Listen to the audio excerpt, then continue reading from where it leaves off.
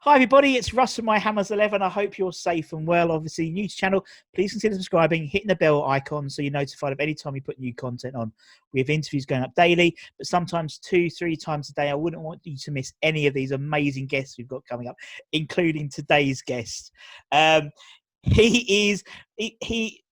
talk about where he's calling in from at the moment, because that'll be interesting. But he played 70 times for the club. He was, prominent in the 92-93 season. We went up and into the top flight, and obviously played in the Premier League. He's actually the first ever player I met personally as a footballer. Pete, I remember, but I did. And we'll talk about that in a tick. It's Peter Butler. How you doing, man? I'm all right, yeah. I'm good, Russ, yeah. Bit warm. Yeah, a bit warm. And yeah, it's not like it's normal UK weather where you are, is it? No, it's cracking flags outside. Saying that, though, it's the monsoon season at the moment, but it goes from one extreme to the other. But no, I can't complain. Saying that, I mean, you've had some wonderful weather in England, even though you have been under lockdown, haven't you? Yeah. What's it like where, for those of you who don't know, obviously Pete is national manager of Liberia. And he's in a complex which is owned by George Weir, because obviously George he sort of sponsors the team, doesn't he? He puts money in, doesn't he, or something like that, really? Well, I hope so, because he's the president of the country, so I should imagine. Now, to be honest, he's a regular guy. He's the type of guy you could go and chew the fat and have and he's called me across once or twice. He's got a football pitch just out here in front of us. You can only play 9v9 on it, but no, he's a regular guy. He's a nice chap, and there's no sort of airs and graces about him. It has to be Your Excellency and Mr. President, not Big G or anything like that. So yeah, I live in his compound, so he lives just down the road, and I've been here since August 2019. I came. I took the job there, and obviously we've been sort of obviously in terms of fixtures, and the program's been sort of decimated because of the virus, which everybody has, and that's probably why we're probably doing this show. But no, I'm enjoying it. I've enjoyed it. Great people, lovely people, and very very hospitable. But it's a completely different surrounding, different environment. I can imagine. And for those of you interested, Pete's about 2 minutes away from the beach. And I won't be going there after that for a beer either. Definitely not. But so that's the idea. You're totally right. The idea of this channel was there was bugger all football on the telly, and so we started this channel as an idea, and it's just grown. It's brilliant, and hopefully, we've only got a week and a half until hopefully the Premier League's back, and we'll see what happens. What happens. But until then, we can look back and talk to people and talk about their memories of the club. So obviously, for you, as I said, you were the first ever football player I met, because, and they'd never do this anymore, the junior Hammers used to do birthday parties, and in their little place in the sort of the sports hall, the school thing next door, wasn't it? And a player would turn up, and I think ours was on like Tuesday night. I think we'd played at home on the Monday. You played on the Monday, and I was just absolutely astounded that a player would turn up, and it was you. And I was like, Pete Butler. And from then on, I followed your career. Just certain players that are close to your heart. And you've had to follow it wide and far, that's for sure. Plenty of Wikipedia searches. I'll be honest, it's all over the place. But yeah, it's brilliant. The Phileas Fogg of football. Yeah. That's what they said. I read an article about you the other day, and that's what they said, the most travelled man in football or something like that. And I was like, done a few miles. Yeah, a few miles. But going back to West Ham, obviously, you signed from Southend. We'll talk about your first training session, because Martin Allen made a point of telling me about you in your first training session. But the first question I ask all West Ham ex-players was why West Ham, Pete? Why West Ham? It was funny because I'd just come off the back of a ruptured patella tendon. I were out for about 7 or 8 months at Southend. We'd had back-to-back promotions at Southend, and David Webb had done an incredible job. We had some really good players, young lads coming through, and we played West Ham in a pre-season friendly, and I'd obviously impressed Billy and Harry. And Harry knew me from old anyway. Well, Harry was there at the time. It was that season we played Bournemouth, penultimate game of the season, where we sort of basically shafted Bournemouth at Dean Court, stopped them from going into the playoffs, and I was on loan at Huddersfield Town. Yeah. Played last 7 games, and they were having a shocking run, and we ended up winning 6 out of 7. Wow. Won 6. I think we won 6 and drew 1, but that was the game we drew. And I'd obviously made an impression with him, and he called me. I got a call, and it seems like yesterday. It's quite strange, and I remember it vividly because I was living in Eastwood in Southend, and I remember getting a phone call, and Billy Bonds doesn't ring many people, No. and he was. I had a quite a really good relationship with him. He were quite unique character he is, and a very warm, square peg, square holes type of guy. He's your regular guy, and no airs and graces about him, and never promised me anything. And I ended up going on trial for 2 weeks, and I were only there about 4 or 5 days, and we were doing some running. And little did I know is that him and Harry used to bet on who'd win the race between me and Matthew Rush. And as far as I was concerned, it was no contest because I could blow him out of the water. I weren't the greatest footballer in the world, but I could run. So, and then they just pulled me in, and he offered me a deal, and it went to a conditional tribunal in Lancaster Gate at the time. And then I had to wait because of this conditional tribunal. And then I ended up, signing on the dotted line. And I loved my time there. It was quite unique because it was in difficult times as well at West Ham. They just come off the bond scheme and been a failure. Team had got relegated, and there were a lot of lads there who really weren't, without being disrespectful, weren't pulling the weight.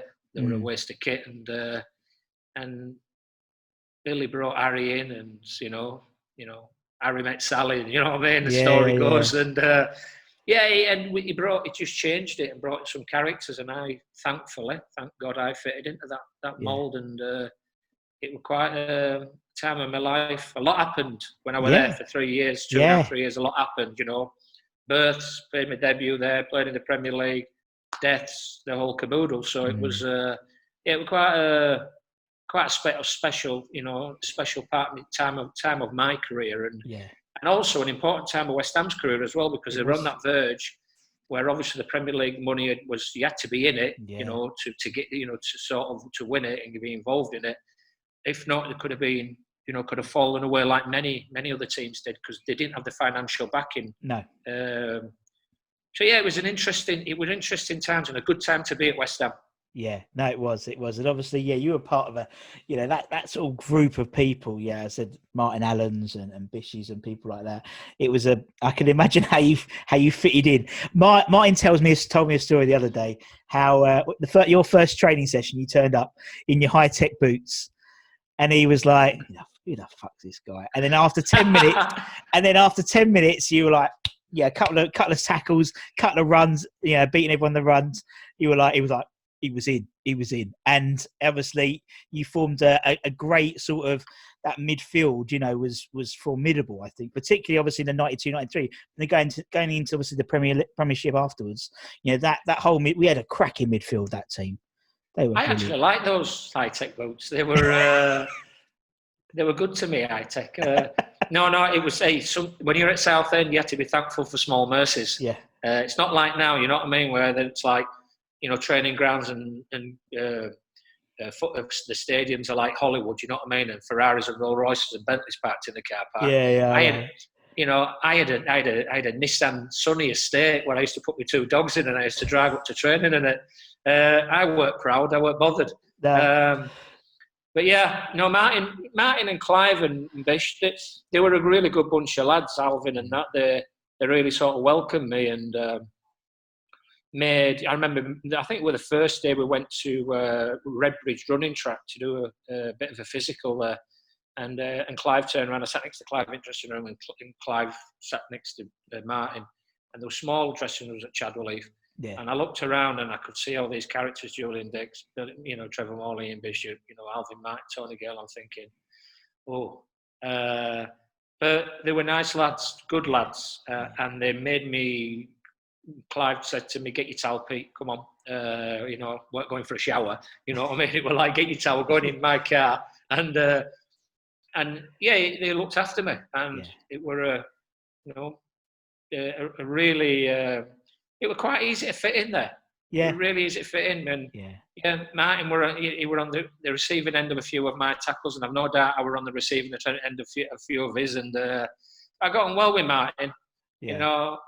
I could tell you some stories about him. I always remember once on a Christmas do, we went into town, and he pinched this guy's trilby, and left walked out with his hat on, and I looked and I talked to this bloke, and he said, "Where's my trilby?" And I thought, Martin's probably like he's walking down the street with this bloke's trilby on, and it was a really posh gentleman's club in London, and it could have been anybody. And I'll never forget it. And I thought, can't believe he put me in that situation. But yeah, good lads. Yeah, they were good lads. Yeah, Martin. Yeah, I've had Martin and Bish in the last couple of days, and it was like they were telling me stories to outdo each other, and it's just Martin would tell you how Bish would say how he got quite fond of a pack of extra strong mints in his pocket when he's coming to training. Yeah, we all know why. We all know why. Bish was unique. He could come in like, you know what I mean, rocking and rolling and swaying, and it's still look, you know what I mean. He could be the dog's bollocks in training. He was a very, very talented footballer, yes. and if anything, I always felt that he could have gone and should have gone on. People say maybe he needed that extra yard of pace, but I always felt he could have gone on, to bigger stuff as well. When you compare him to other players, and he was a special character as well, great guy, and I get on really well with him. Yeah, he's a great guy. So obviously, in that sort of 2.5, 3 year period, there's obviously, we got promotion and we played in the Premier League, massive sort of highs. Were there any particular games in that period or particular moments, or you scored a couple of goals, anything which sort of stays in your mind as like a real a memory that stays close to you for that over that period? Oh, there's a few. That said, there were a lot of ups and downs, and through that period, we had the death of the great Bobby Moore. Yeah, remember the game when we played at Sunderland straight afterwards when it all came out, and it wasn't a nice experience. Thankfully we never lost that game. We drew up at Roker Park, and the respect the people in Sunderland showed, as well as the West Ham supporters, were actually quite special. But I think one of the big games, and I'll never forget it. It were at the start of sort of my sort of time there, and we played West. A lot of fans will remember it because it was a big game. We played West Brom in the FA Cup. Yeah. At the Hawthorns, and obviously I played at the Hawthorns as well afterwards. And Alvin Martin got us all together at middle of pitch, and we were talking the radio show going up. I never forgot it. We drove up here, stopped at the lodge on just off the M5. And he said, he got us all together in the middle of the pitch, and he said, listen, there must have been 10,000 West Ham fans behind, at the Hawthorns. Yeah. There were thousands. And I think there were 10,000. They were everywhere. And I thought, he turned around and went, right, he went, everybody expects, we are the banana skin today, but we're not going to give them, anything to talk about. We're going to come here, we're going to do the business. Because if you turn around, he made everybody turn around and look at the fans, and he said, that's what it means to us today. They make sure they go home with a smile on their face. I think we beat them 2-0. Yeah. And we played ever so well. I think Trevor scored and maybe Clive. And that really, for me, was sort of, lit the torch for us moving forward as a group. Because we did have some big-time Charlies there who thought they were. And we had a lot of lads who were coming through trying to make their way. And he just realised that, and I think a lot of people realised that, hang on a minute, nobody's place is, can be taken for granted here. Even in midfield with myself battling for a position with Bish and Martin. And I think that game really sort of epitomised. There's loads I could go on. The Swindon game, penultimate game of the season, when we won at Swindon, which was quite unique. Kenny smashed one in from like 25 yards, and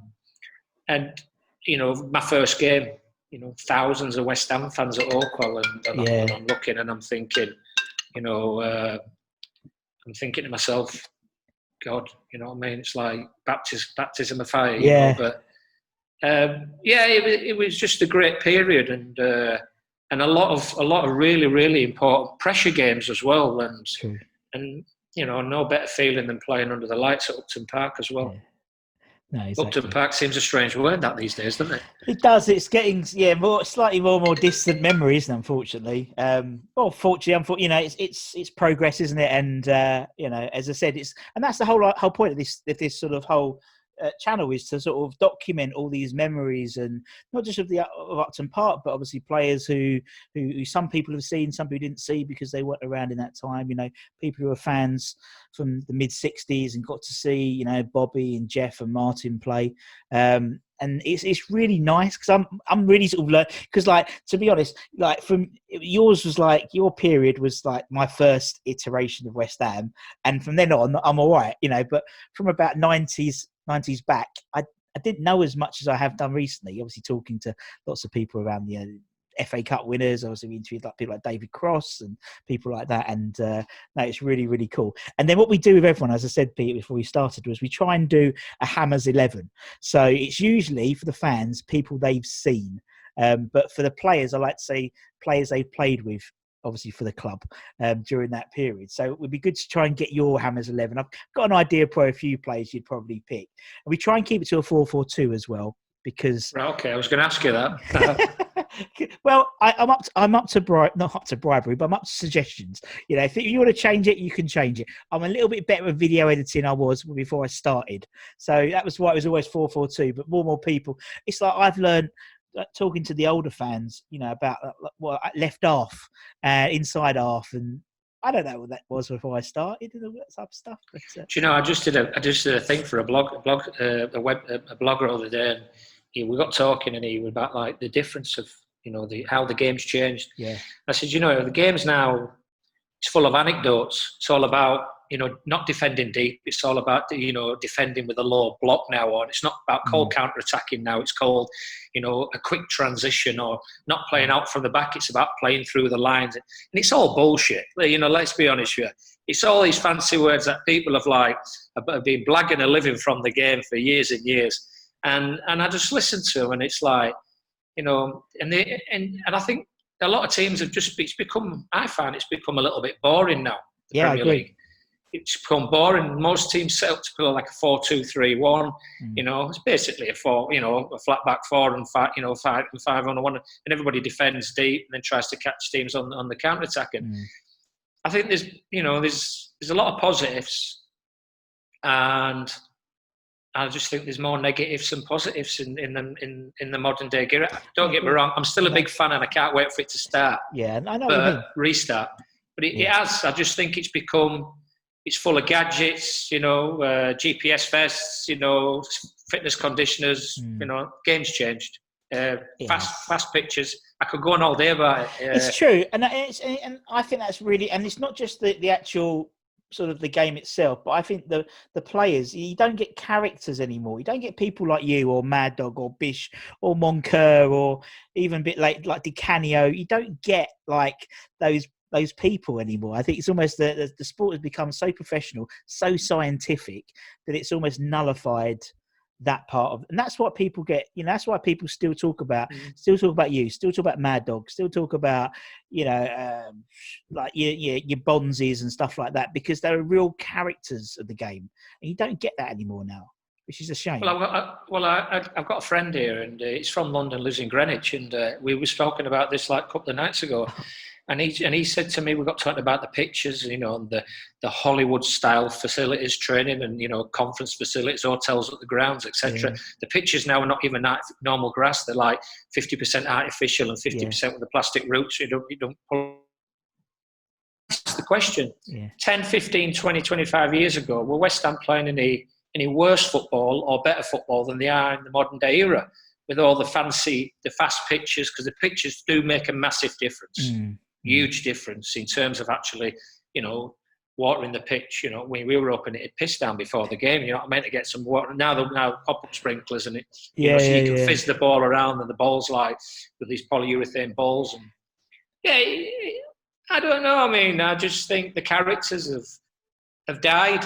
They've really died, and we cry out to see young players come through the system, and great to see players like Nobby and Declan Rice, come through, and and and hopefully it'll come back. Yeah. Fingers crossed. No, but also I think it's not just like the characters, the jokers, and thinking of those stories, but even things like leadership. I don't, someone that you don't have like an abundance in the Premier League. It used to be every team had their leader, whether it was a John Terry or maybe Vieira or Petit. We've got sort of Can you mention John Terry on this channel? Yes, you can, because John Terry got he's an East End boy, isn't he? Yeah. He's an East End boy, and he got a clap when he was wearing at the testimony when he was wearing the West Ham shirt. I've seen he's had a clap, but you know what I mean. It's like you don't get that. Even in the national game, you don't got leaders anymore now, and it's the boys who are leaders, like someone like Deck. I think Deck is a born leader, really. He sticks out like a sore thumb, and you don't. And it's just, I think it's almost become, people have become nullified by the professionalism, as you said, because they're in GPS shirts and vests and stuff like that. No, it's changed. I mean, don't get me wrong. I think there is a place for it, and I think it's trying to sort of blend the old with the new, but you. Square peg, square holes, you know what I mean? Round peg, round holes. I'm a pragmatist, and I always have been. And I just try and it's like when you work in this part of the world, and you go and take your training sessions, and you see young lads at the side of the road crushing, smashing rocks for $1 a day, and you then you turn up. There's no boots for kids. The youngsters have got no boots or kit, and you just makes you realise puts things into perspective, and. And then, people complain and moan, and I just think, if you're not born, you did, working in Africa is quite a humbling experience, and a special experience. No, I totally understand that, and you're right. And I think in the same way, all this stuff that's happened, but from a UK perspective, I hope that, someone said the other day to me, "Oh, you're going to see football, going to see West Ham is a bit like a chore over the last couple of seasons," but it's a chore they want to bring back. They want to, and hopefully people will appreciate the smaller things in life. We can moan about, if Moyes plays Antonio or Zabaleta, but in the grand scheme of things, it's inconsequential, really, isn't it? And as you said, when you go to like Tilcombe, where you're playing, you manage at the moment, it's when kids ain't got football boots and there's sort of all the poverty. It's just puts everything into perspective, I think. When I was national team coach of Botswana, I used to have to drive around the country, and the Duke of Edinburgh Trust were fantastic. They were really supportive of what I was doing. Yeah. So they used to give me boxes of balls, bibs and cones, etc. And I used to drive 6 hours, 10 hours in the back of this pickup truck that I had. And I used to drive around, and I used to do things called TIPs, talent identification programs. And I used to do them in certain areas. I won't bore you going into it, but I used to go and give it to these schools, and I once give them to prison. So I did one at a place called Kasane, right on near the Livingston Falls. Never forget it as long as I live. We turned up, and the guy rang me at the hotel. He said, "Pete, you coming? Coming to the game?" I said, "I thought we're starting tomorrow." He said, "No, there's a game on today because we want wait for you to start." So I said to my mate, his mate came up with me. So I said, "Come on, we better get down there quick." It's in the prison grounds. The match is in the prison grounds. It's a league game. And as we drove in, I got out of the van, and they're all stood on pitch. And then there's all these guys in these orange uniforms. And they're all jumping up and down. And I went, "What's going on? Has somebody scored?" And he went, No. He said, "It's the first time the national coach has ever come to watch a game here." He goes, "And they're so happy."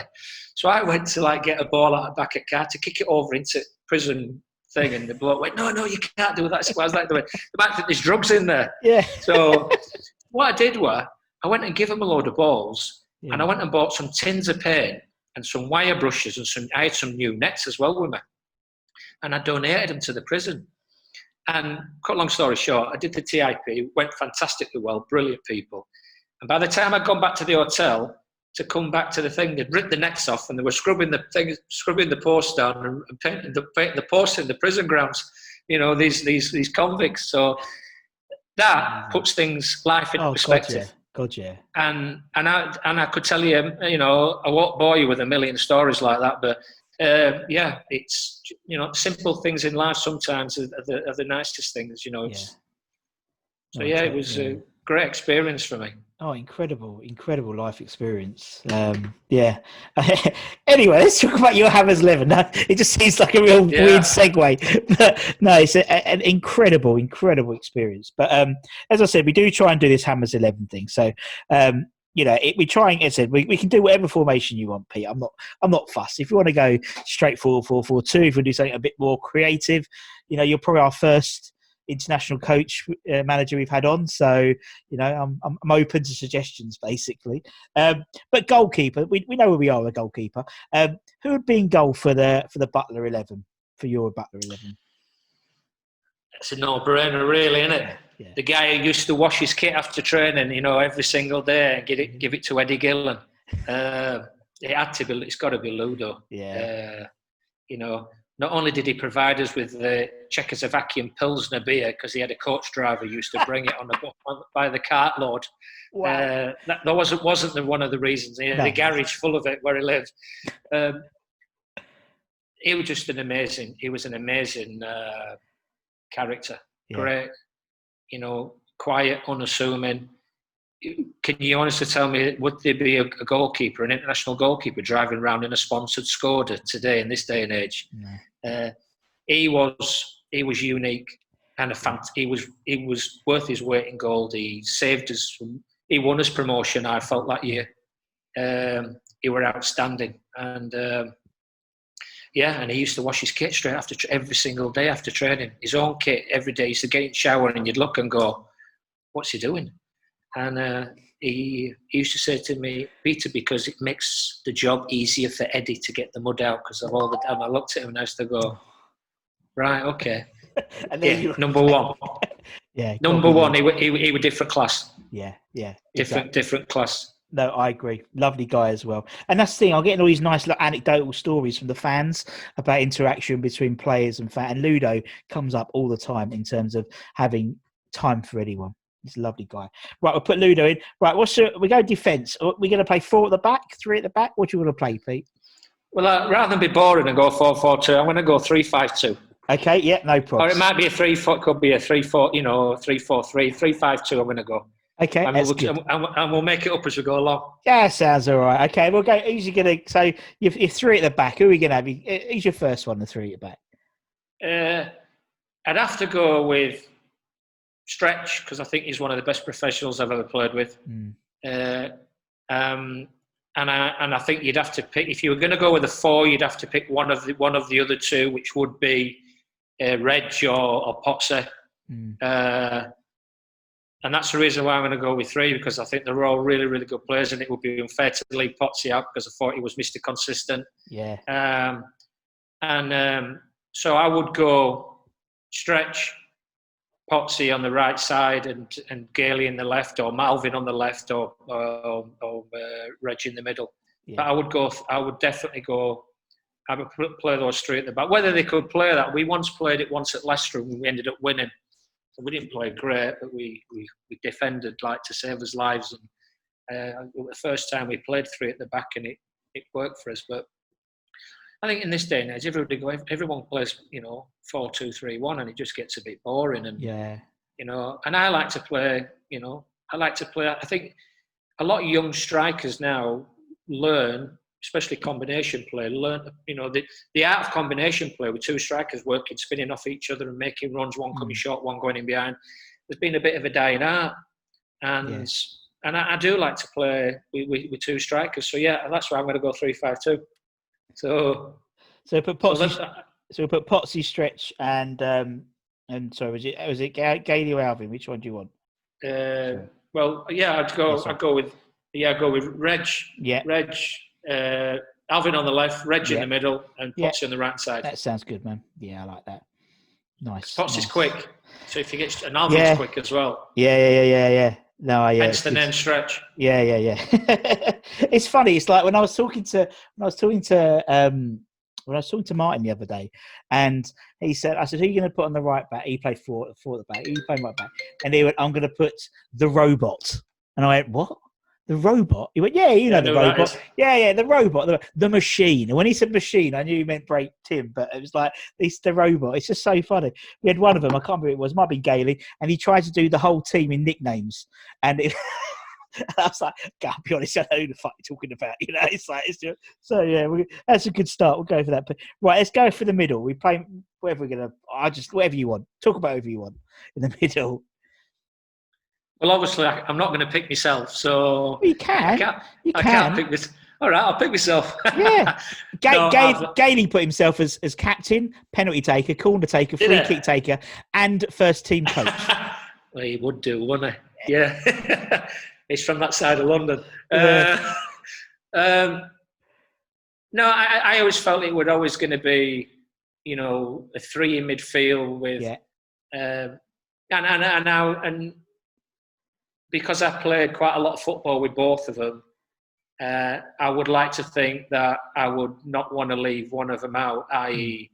Martin and Bish, because they were both special characters. And, Bish, obviously, very, very good footballer. Yeah. Different to all three of us. And I thought all three of us were a little bit different. We all brought our own qualities, I always remember Barry saying, when I played with Bish once at Southampton, I think it was on a Monday night, when it were live from Sky, and we ended up winning the game, and he turned around at half-time, he said, "Pete, all I want you to do is just win the ball and give it to the maestro, let him play." And I looked at him and I thought, yeah, all right. So, I'd go that. I'd put myself in then, and I'd go with Martin, maybe playing a little bit more advanced, or whether we played like with an anchor man in midfield and two playing a little bit further forward, but it probably would be Bish, Martin, and myself. Yeah, that's nice. I like that. I think and that was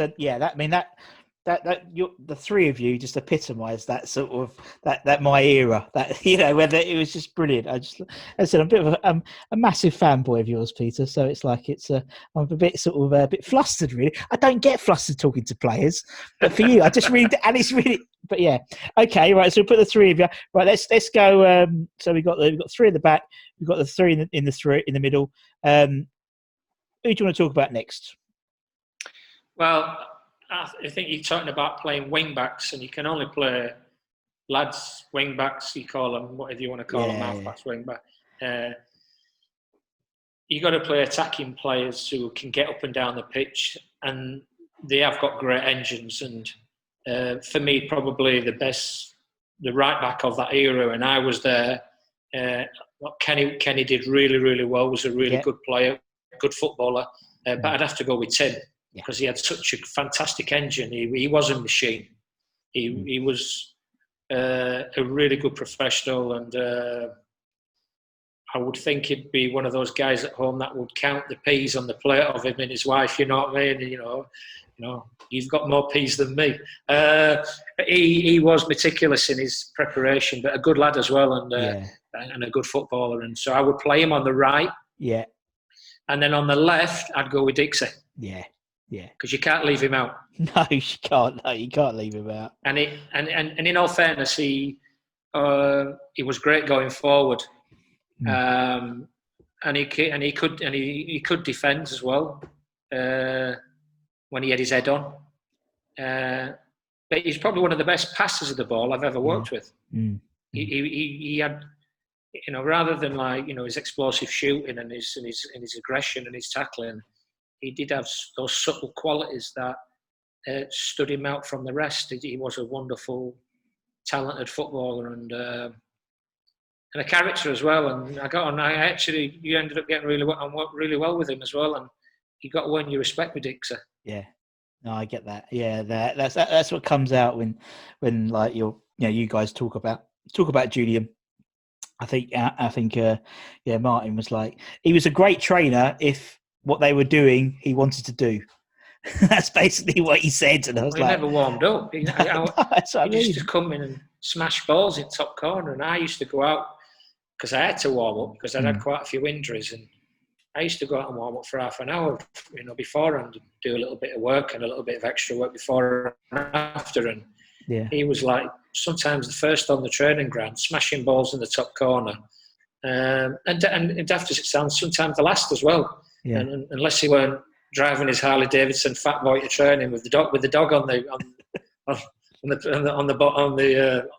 what's it, the petrol thing. But yeah, he. No, I would play him on the left, and I would have gone Tim on the right. I mean, you leave players out, but obviously you play that system. Yeah, of course you do. Yeah, you've got to, you can't play. You could play Kevin Keane on the right, who was a wonderful footballer, and Matty Holmes and people like that on the left hand side. Again, one really, really good footballer, and but yeah, you can't. Dixie and Tim would definitely be picked. Yeah, exactly. That's a good shout. And then to sort of who have we got for the last couple of positions? Then who's going to be your super strikers and stuff like that, Pete?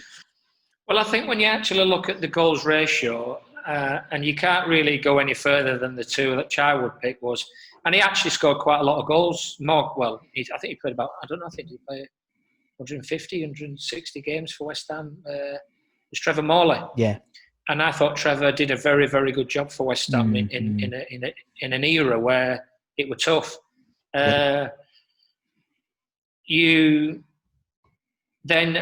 play a lot with. It's a toss-up whether I go with there's three of them. There's three lads that we played with, and there was even Lee Chapman. But you can't play obviously Lee and Trevor together.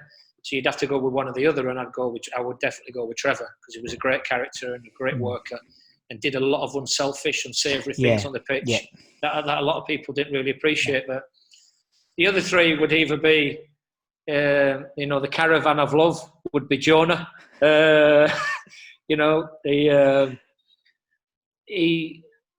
He obviously came in, and I thought he did really well for West Ham. But the two I would either go, you'd either go for TC or you'd go with Clive. Yeah. And I never played a lot with Tony. No. Tony's record was great. I never played a lot with Tony.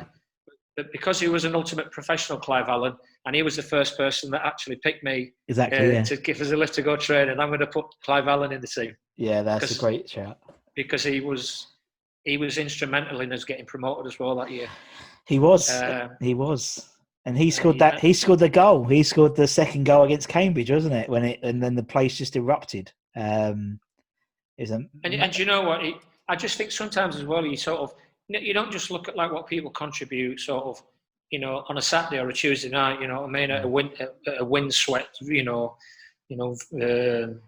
Stoke City or Sunderland or whatever. Yeah. You look at what they do after training and before training, and Clive was just the ultimate professional. He was like, great guy, always willing to help people, I always remember him, and another lad who I forgot to say on the left was Mark Robson, who was a great lad, wonderful player, Robbo. And he always stayed behind and did extra training with myself and others. And Clive was always that guy, always willing to help out and simplified things. He really... I was surprised. Obviously, I think he went into the game, but for Tottenham, and then he sort of came out of it. But I don't know what he's doing now. But yeah, good pro. Yeah, and a nice guy. And that's my 3-5-2. Yeah, no, it's great. I think it's great, Pete. Yeah, absolutely brilliant. Look, I know that the beach is calling and the beer is calling. Of course, it's sorry. Sorry. The reading room and the cup of tea is calling. Pete, it's been absolutely amazing. Thank you so much for your time, especially with being over there and stuff. I really appreciate you and charging your laptop up in case you had a power cut as well. Well, it is. I'm still on 100%. So it's a pleasure, and it's sometimes I do miss English football. And everybody always says to me, I talked to this friend of mine who's a big West Ham fan, and he said, "Where did you live?" And I said, I never left Southend. Yeah. I lived in Southend all my time. I used to travel backwards and forwards, and all my mates were all West Ham fans. It's not a bad. I mean, I live in Hornchurch, so I live Gideon Park. So I've got friends that go to Southend quite a bit. Ain't a bad Gideon Park's posh. Yeah, Gideon Park, Hornchurch. I love Southend. I enjoyed it, and I love that part of the world, and it was great. And then near Rochford and that, where I used to walk the dogs and that. But yeah, sometimes you hanker and you cling on to sort of like English football and and I just thought, out of all this, unprecedented times and tough times, and country is going through a bit of a very some really difficult issues at this present time, is that people start being a little bit more kind to each other. And and I think people are appreciating things more. So it seems people are communicating more with people, although they can't communicate them properly, like over Zoom. Like as I said, I had to teach my mother-in-law how to use FaceTime and WhatsApp and things like that. And it just I've had 2 birthdays, my wife and my daughter's birthday in lockdown, and it's all a bit more creative, think a bit more. It's easy enough to have gone to Pizza Express or something for something to eat for dinner for a birthday party, but everyone seems to be a lot bit more. There's a lot more community spirit. Obviously, until recently, we do the clapping outside on a Thursday for the NHS, and I've heard some great stories about people who are doing. I was talking to Jeff Pike the other day, and they're doing a quiz night in his. Still works at the FA, doesn't he? Yeah. Yeah, but he does he's doing in his cul-de-sac. They're doing a quiz night where they're sort of out on their drive, and one person's doing the quizzes and things like that. It's lovely. It's absolutely lovely. That's nice. And then when the Premier League comes back, everyone slags each other off again, and back to normal. Well, let's hope they can get the pubs up, and sooner rather than later. Then you can go down and watch it in the boozer and that. So it's just unfortunate, but I'll be watching with keen interest from Monrovia in Liberia, and it's hopefully I can get home end of August. So I've been in lockdown. It finishes on the 21st. Yeah. It's not a lockdown like you lads have had. You guys have had it a lot tougher than us, and we've got limited cases and limited deaths, and the government seem to have got a control over it, which is good. Let's get the football back up and running, and let's hope West Ham stay up. Yeah. I think we will. I think I'm positive. I'm actually in a weird way, I'm really positive the fact that it's all going to be closed doors, because I think sometimes, you've obviously been at Upton Park when players, the fans are up against you. Some players don't do well under negative pressure if they're not strong enough, and I think at times that's happened at London Stadium. And I think there's going to be a few more teams are going to creep in over the next 9 games or however long it is, because you're going to get the lower league teams fancying going to the Liverpools and getting something, because there's not the crowd pressure of an away game. I think the Bundesliga, I think it's 25% of home games have been won. I did see that. Yeah, I did notice that. There's been quite a lot of sort of results which have really sort of come out of left field, and a lot of people have not expected, and the away wins. So I look forward to it. But no, I've enjoyed it. Thank you very much. Thank you. Cheers. Thanks for inviting me on. Absolute pleasure. And obviously, thank you to everyone for watching. You know what to do: like, share, subscribe, do what you want. And for me and Pete, take care, everyone. Stay safe, and see you soon. Bye bye, everyone. Bye bye. Great stuff. Thank you. Take care.